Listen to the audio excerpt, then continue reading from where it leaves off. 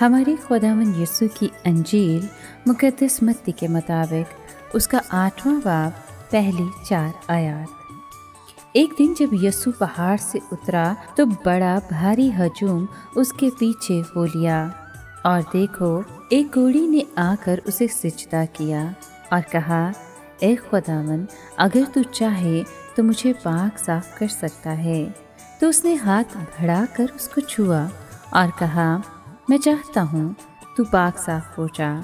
फौरन उसका कोढ़ जाता रहा।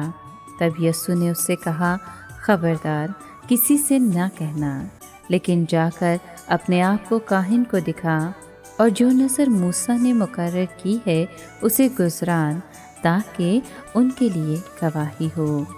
पाक कलाम के पढ़े और सुने जाने पर खुदावंद की बरकत हो, खुदा का शुक्र हो।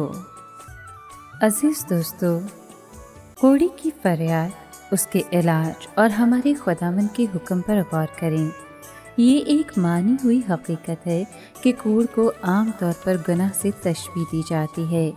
ये एक घिनौनी बीमारी और चलती फिरती मौत है।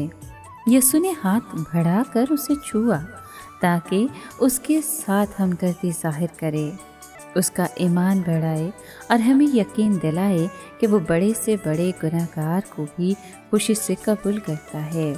उसने शिफा पाने वाले कोढ़ी से कहा, जा और अपने दई काहिनों को दिखा और नज़र गुज़रान।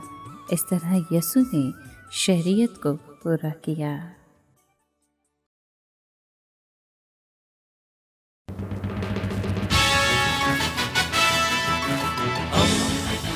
दोस्ती का पैगंबर, रेडियो वेरितास एशिया।